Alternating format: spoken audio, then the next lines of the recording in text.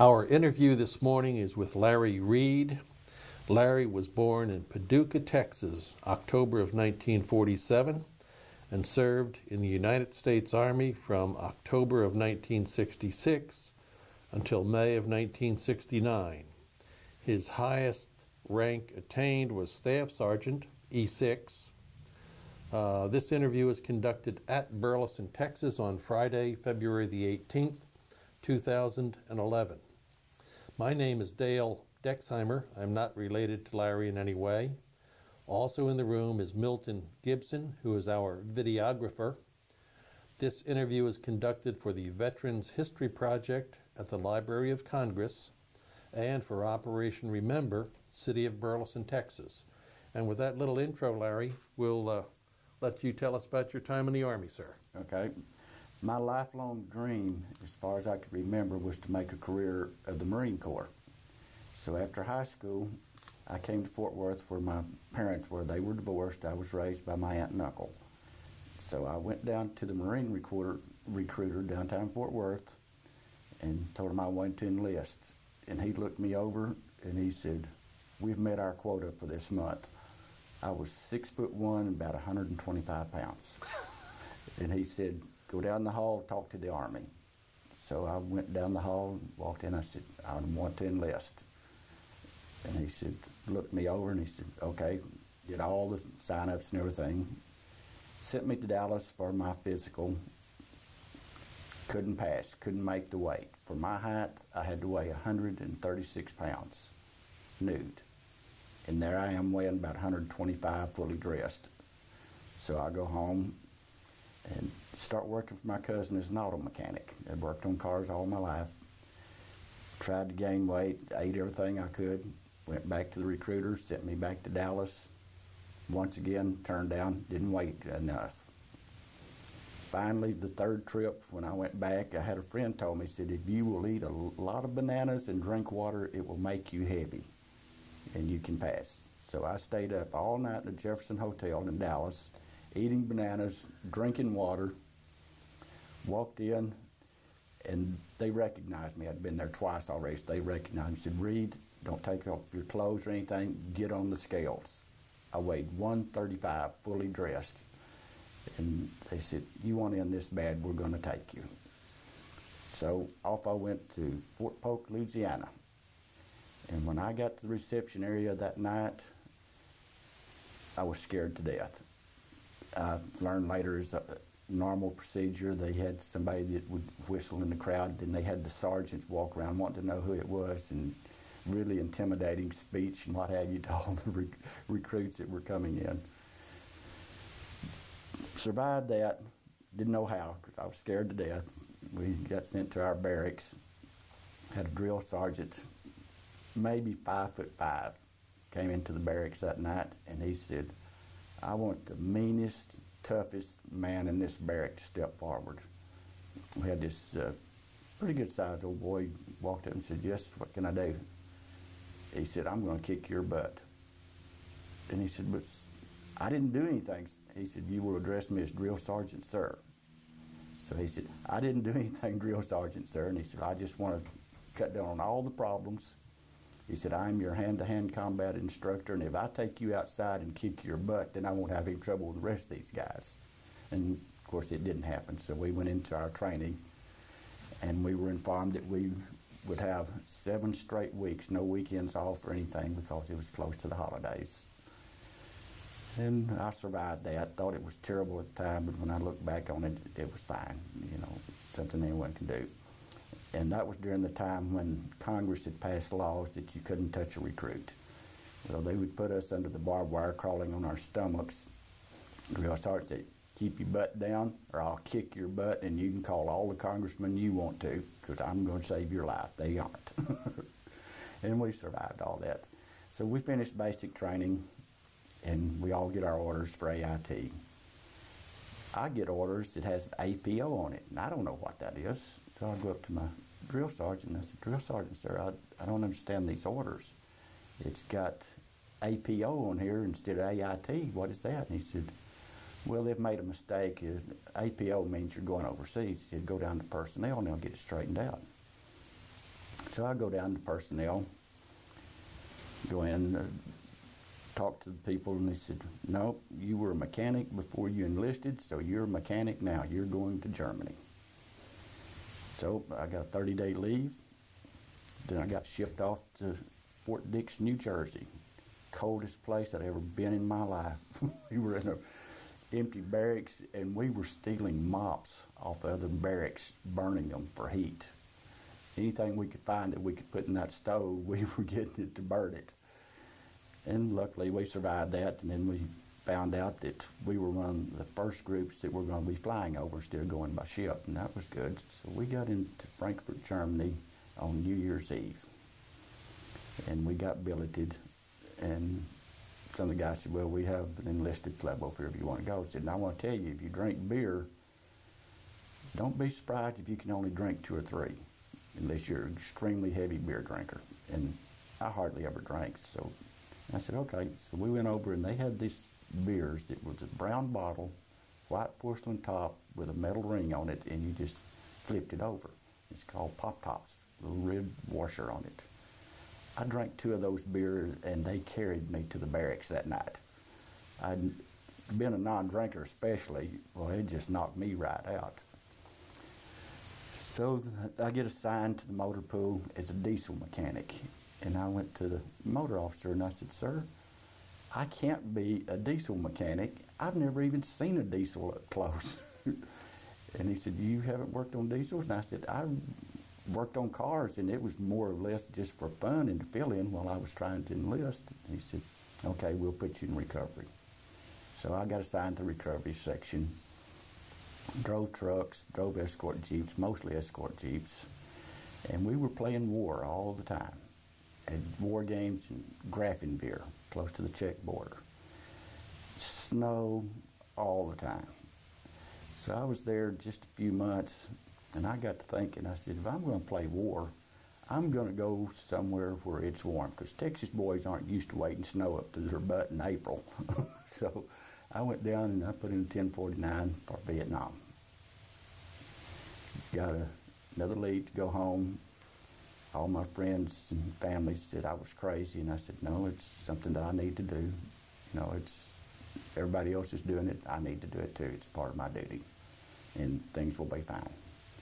So I get to Vietnam, land at Ben Hoa Airport, scared to death. I walked off the plane practically ducking because I thought they was going to be shooting at us. And they load us up into a bus, and it's got screens on the windows. And we're riding through there, and I said, what are these screens for? I said, well, those are to stop hand grenades from flying in the window. That added more to my fear. I said, they just throw hand grenades in. He said, well, you never know who the enemy is. He said, it can be anything from a small child to a woman to a man. You just never know, and this is just a way to prevent that from happening. I said, okay. So we get to Long Binh, and I'm informed that they've lost my orders. I was supposed to go to Phan Rang, and to my understanding, that was up close to the border with North Vietnam. I'm not positive of that, but that's what some of the guys told me. And since they couldn't find my orders, they put me on temporary duty there at Long Binh, and they put me to burning papers. And some of the papers that we were burning were death reports of soldiers.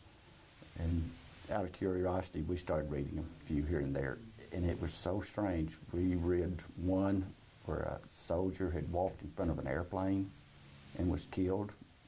We had one where a soldier had walked into a bar in Saigon and robbed it with a hand grenade, pulled the pin, and after he robbed the place, he stuck the hand grenade in his pocket and didn't put the pin back in it, and blew himself up, and they were trying to identify him by a star inside a gold tooth, and that's all they had to identify him by at the time. Another guy had decided to sit on top of his bunker and drop a hand grenade inside and stick his leg in, mess up his leg, and go home. Well, he dropped the grenade, and he fell in with the grenade and killed himself. And there was just strange things like that. And I'm wondering all this time, what do they tell the parents at home?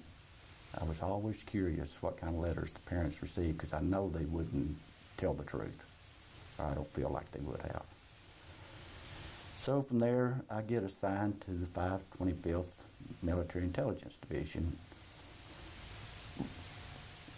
Got to that unit, beautiful place, close to the river, big old round rotunda that's open air, thatch roof, and there's a restaurant and a bar in there.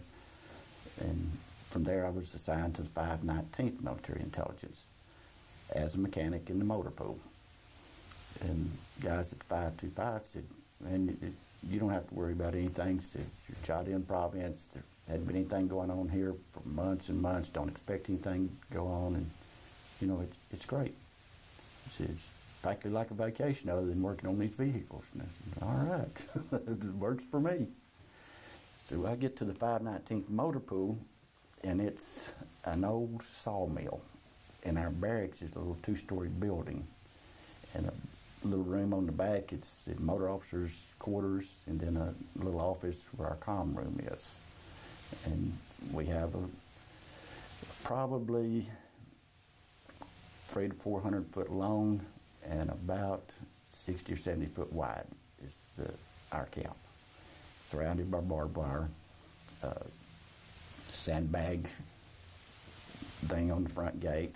Back from the sandbags we have a bunker. Then we have a balcony on the second story building. At the very back by the river we have a bunker, and then along one side we have a bunker.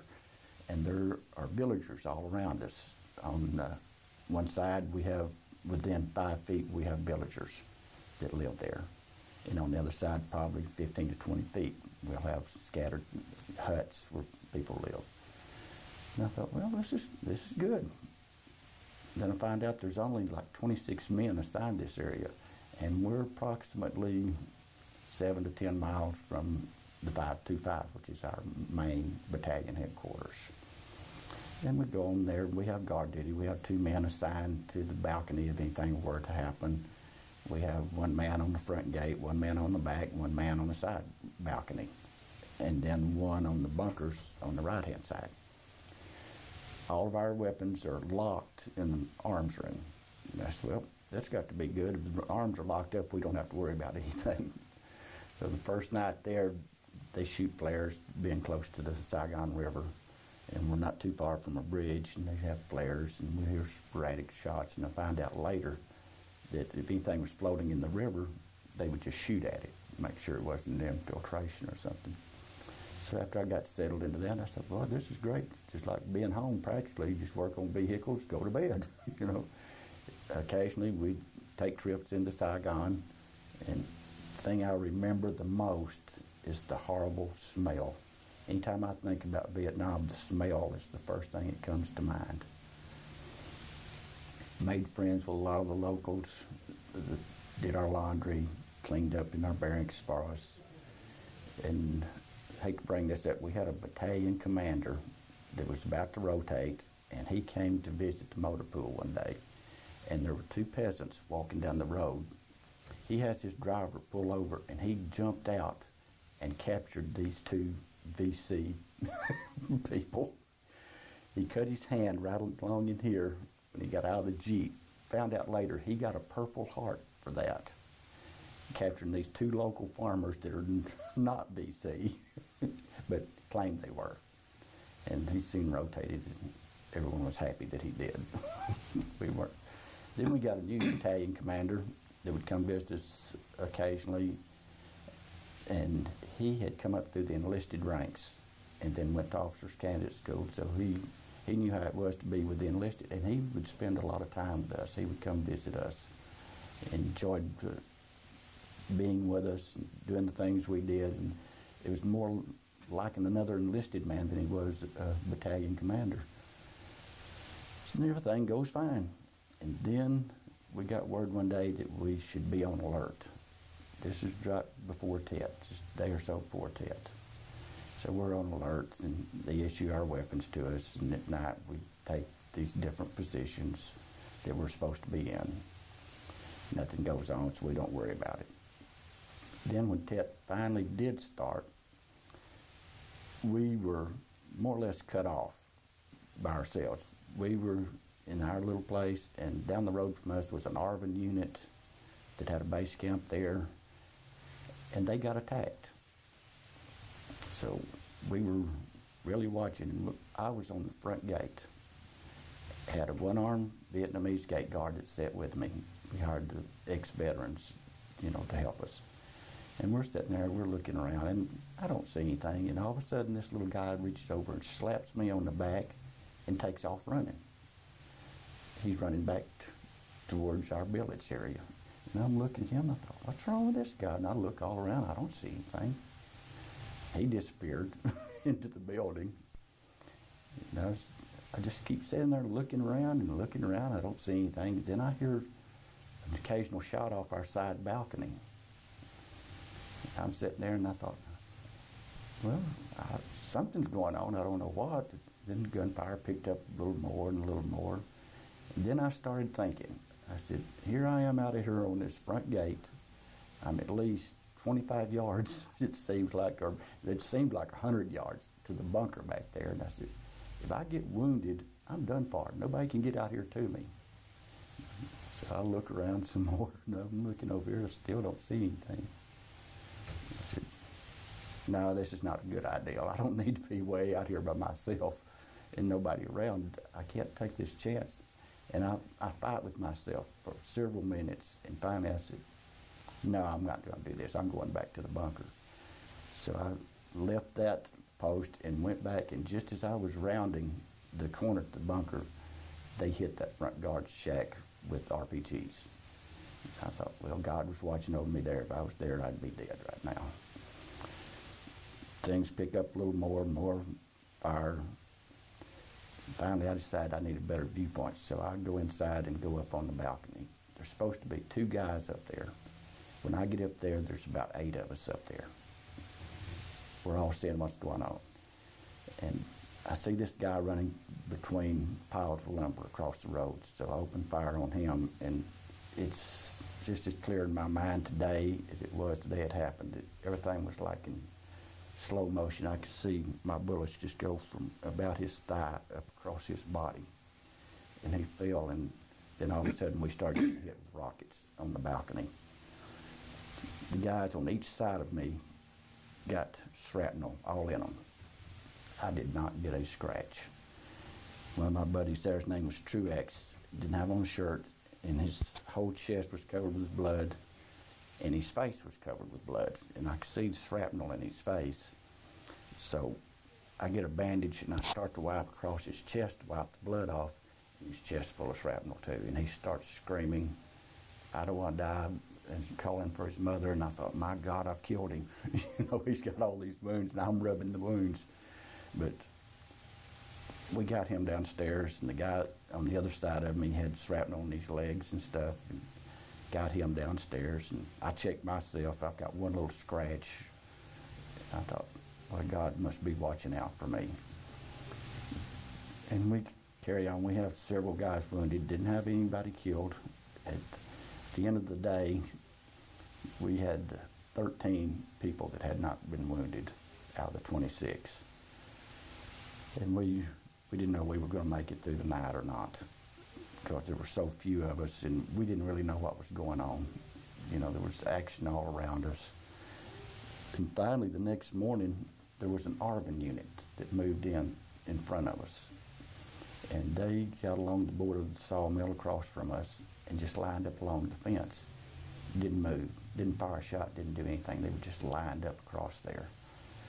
And all of a sudden we see this, I'm assuming a sergeant in the Vietnamese Army. He's coming down and he's kicking them square in the butt. And they start moving into the area then.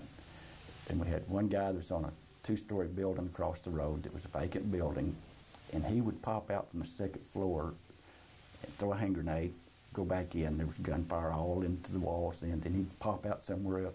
This went on all day long. He survived. He would get out and he'd throw grenades, and he finally ran out of grenades, and he'd go out and he'd shoot, then he'd pop back inside, and they never got that guy.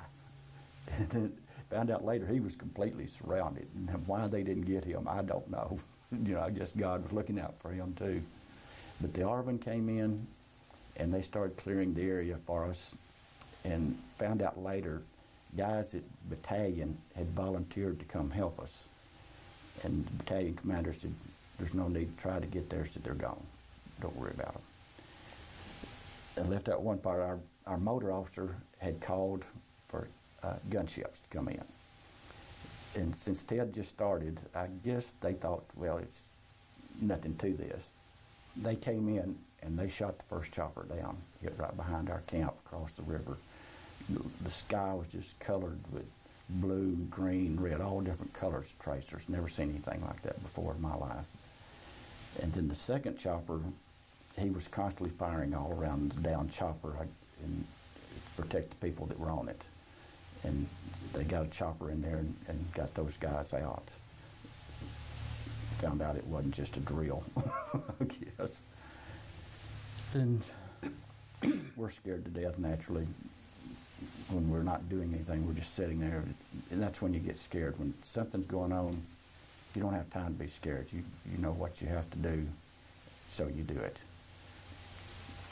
The Arvin came through, and they were never classified as very good troops, but fortunately for us, the ones that were across from us cleared the area out. And after they cleared the area, there's about 3 or 4 of us got with one of their platoons and went through the area with them. And they were looting houses. It was unbelievable. But the thing that really sticks in my mind, we went up to the river, and they took us over and showed us. These BC had dug holes in the riverbank, and they sat in these holes. When the tide was in, they had about this much room to breathe. Then when the tide went out, they came out to fight. I could not believe that. I said, these people, I can't believe how tough they are to go through something like that. And they had a bag that went across their chest, and part of it was rice, and part of it was ammunition. And the rice was so dirty, and the ammunition was corroded. I said, how did they do this? Some of us had cameras, took some pictures of the soldiers that had been killed, BC soldiers. And one of them really stuck in my mind. He had been shot in the arm and been bandaged all through here, and then he got the top of his head blown off. And I thought, man, this guy, I feel sorry for him. You know, in combat, get patched up and sent right back into battle and get your head blown off. It's just unreal. We had a little more sporadic fire, and a Vietnamese tank came down the road and started shooting. And evidently, they hit an enemy soldier directly, because we had pieces of this guy all over our compound. Pieces of him in wire on the ground. Then they called in an A-1 Sky Raider, and they were behind us, bombing right across the river, because we were right on the Saigon River. And there's shrapnel flying all over our compound. I don't know how some of us didn't get hit by the shrapnel, but we were happy to see them. I mean, we're a group of mechanics. We're non-combatants, and here we are. We're having to fight these people, too, because that's where our training came in, fortunately. But they rescued us through that, and after that, we didn't have anything else happen. After the Tet was finally over with, it was back to normal. We'd have flares at night. We'd have gunshots, you know, off the bridge, and things like that. And another thing that really stuck in my mind, we had a Viet Cong soldier that floated down the river, and you could almost set your watch by him. When he'd pass our compound, it'd be almost noon every day. The first day he drifted by, he had full ammo pouches on his chest, full of ammo. He had his little hat on, fully dressed. And each day that he passed by, there would be something else missing from him. His ammo was missing, his hat was missing, his shirt was missing, and stunk so bad. I mean, we called him 12 o'clock Charlie, because he was so regular coming by there at noon, and that was usually when we would try to eat. And after a while, we got used to it, and you just eat anyway. You say, well, that's one of those things you just eat, you know. And I think one of the things that got me the worst, being there, I lost my feelings for people. I didn't care. I saw whole families. They would get whole families on a little Honda 90 and go down the road. I saw a whole family run over by an American deuce and a half.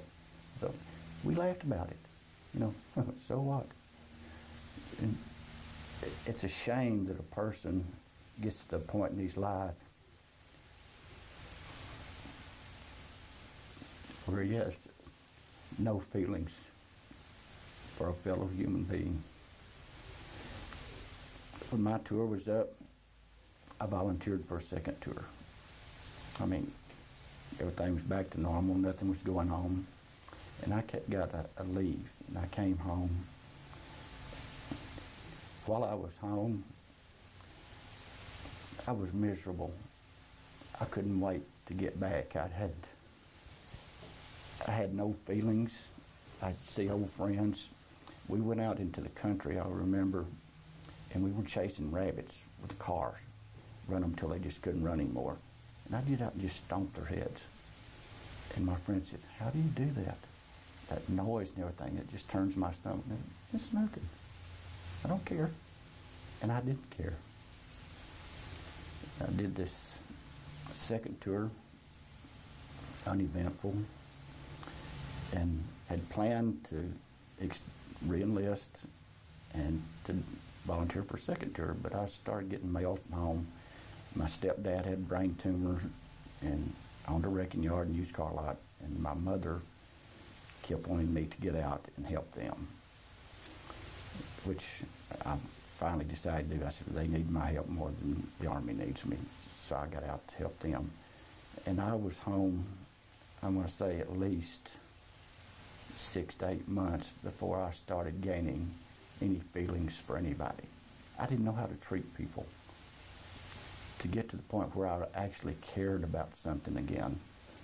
And I think the guys that were in combat all the time, how do they adapt to this? I mean, it's almost unexplainable how you get where you just don't care. You don't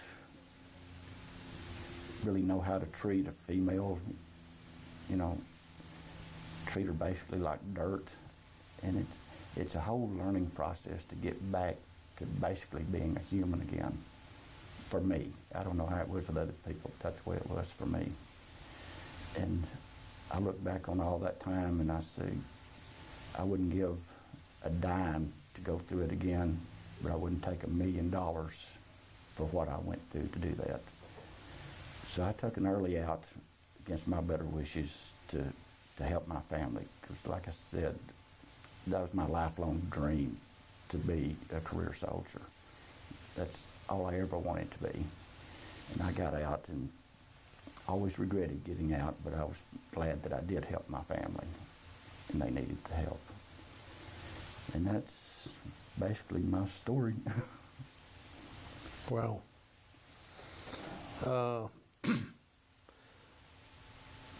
One other thing, yes, sorry to interrupt.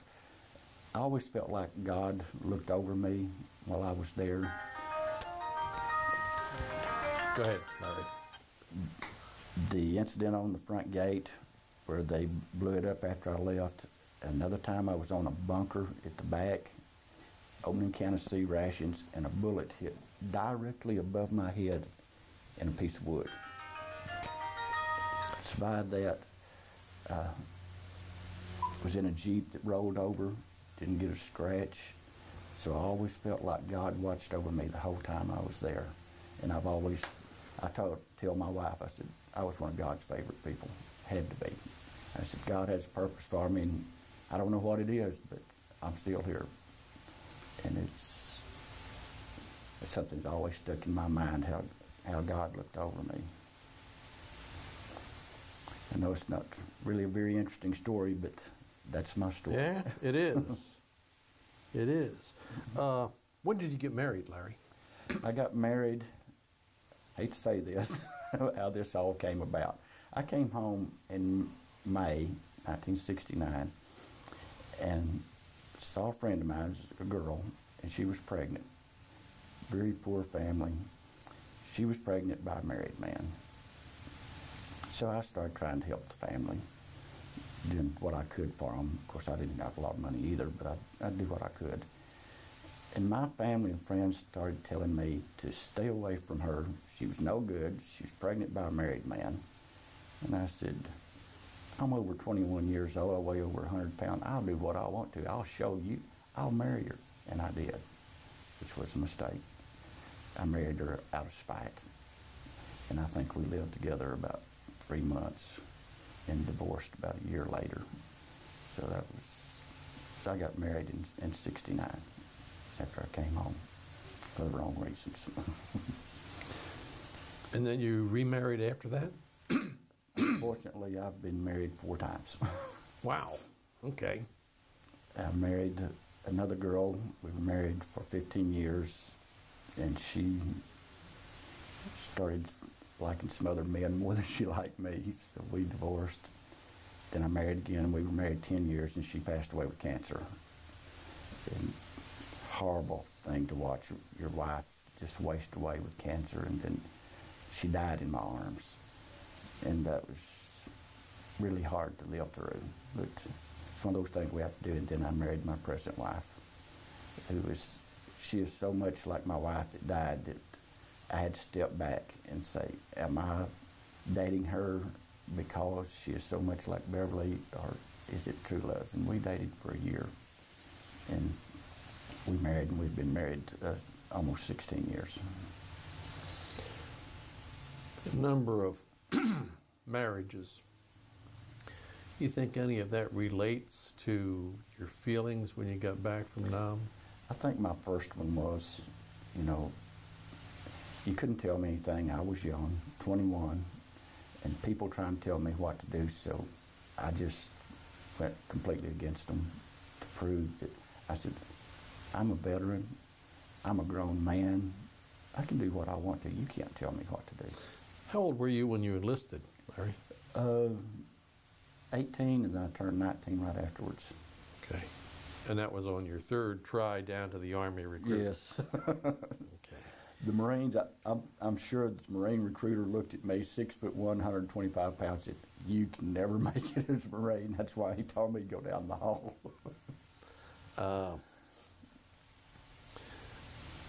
You went in the Army, wanted to go in the Marine Corps, then you went in the Army when Vietnam was just really building up, yes. 66, 67. Mm-hmm. You came back to help your mother with a family business. What did Mom think about it when you decided to enlist in that particular time? She really had no opinion. She said, that's what you want to do, go do it. Okay. And it was a sad thing. I hate to even bring this up. When I got out, I had made out an allotment to my mother. Their business was struggling. They had the wrecking yard, used car lot, and had started a hookup business. When I got home, all the money I'd sent home was gone. And they had promised me $125 a week plus commission to help them. And at the time, even as a staff sergeant, I was drawing $319 a month. I said, boy, this is a lot of money. That was including combat pay? Okay. $50 hostel fire pay. So I never even got paid. Not only did I not have any money, they'd spend all of my money, and I had dreams of buying a brand new 69 Camaro and paying cash when I got home. I couldn't even buy gas for one because I had no money. And so I stayed there for a while, and then I started working for my dad in 69, and he was a garage owner.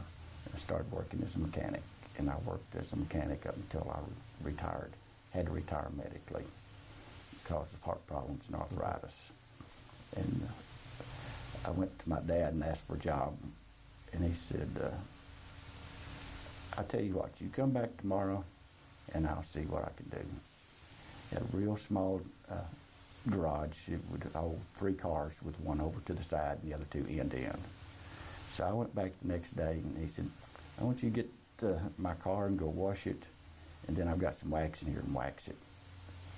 And I said, okay, no problem.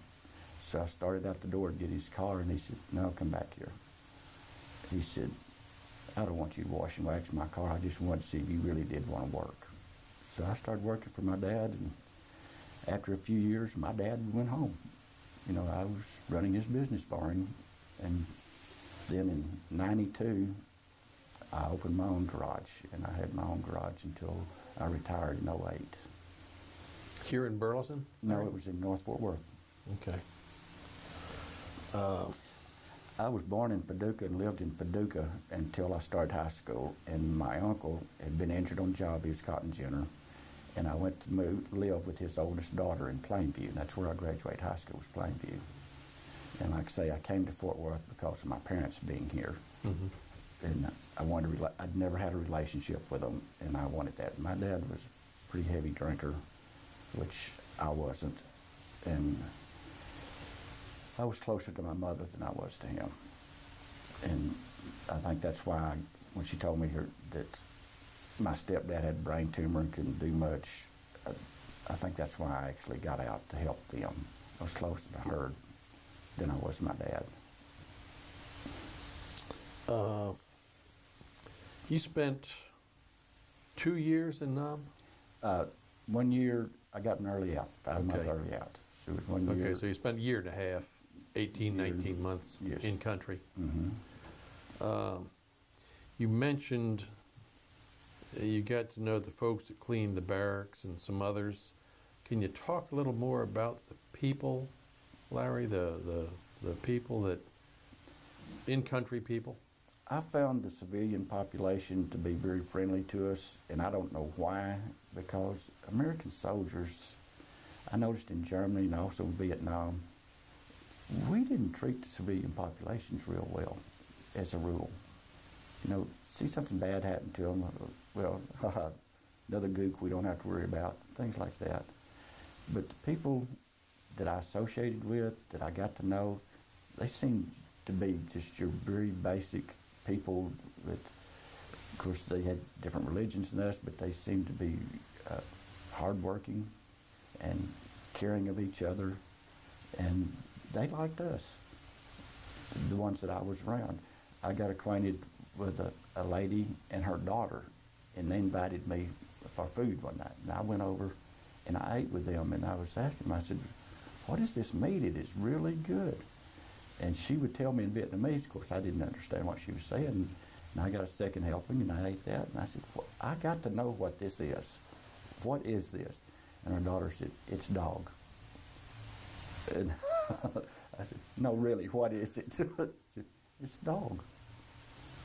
And I didn't know what to think. Well, this meat was just wonderful until I found out what it was. Then I started thinking, I never saw a stray dog. There was never any dogs running anywhere. It's because they were eating them. Yeah. And I guess any part of the world you go to, they eat things that we think is horrible, but to them it's just their normal everyday foods. And you mentioned the smell, the thing you really remember, the smell, and then the river. Is the river also the sewer, Larry? Be perfectly honest, I don't know. Okay. Of course, we had plumbing, we had a commode and showers and stuff in our two-story building, and I probably did empty into the river. I don't know, but the river stunk. The air stunk. It's just a smell that you never forget. And then when you get around like 12 o'clock, Charlie and the other people, decomposing body is a smell that you never forget. It's a horrible, horrible smell. And it stays in your mind. You don't forget it. And I don't think I'm alone. And people that went to Vietnam, that the smells stick in their minds. It was horrible. One last question, Larry. You had, during Tet, Vietnamese tank. Mm-hmm. North Vietnamese? No, South Vietnamese. South Vietnamese. Yes. So really probably a U.S. manufactured tank? Yes. Okay. Probably before the M60 and at General Sherman. It was one of the smaller tanks. It was firing point blank into a building. And like I say, we had this human parts all over our fence and all over our compound. So I'm assuming he hit one directly. And one of the reasons I ask about a tank, there were not many tanks used in Vietnam, were there? No. That's like the only one you ever saw? Yes. It's the only one I ever saw in action. Like I say, the Vietnamese had it. We had a paved road in front of us. It was a paved road, and they came down the paved road. We weren't that far from Saigon. We were in Chai Dien province. And Tan Son Nhut Air Base, we were probably, I'm going to say, 15 miles from Tan Son Nhut. And downtown Saigon, maybe 15 or 20 miles at the most. But I was told later that where we were was basically an infiltration route into the city, saw an Arvin ammo dump. It was off in the distance. They blew it up at least twice while I was there.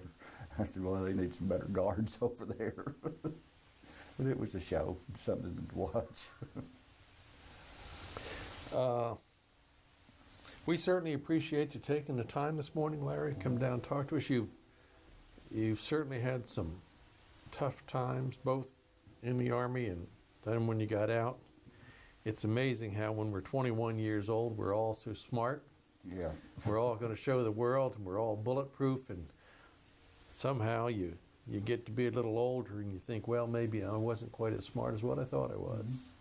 But we appreciate your time coming to see us, and we appreciate your time in the service, sir. I'm sorry I wasn't a more interesting subject for you, but no, you know, there were us too that weren't interesting. Good interview. Thank you, Larry. Thank you.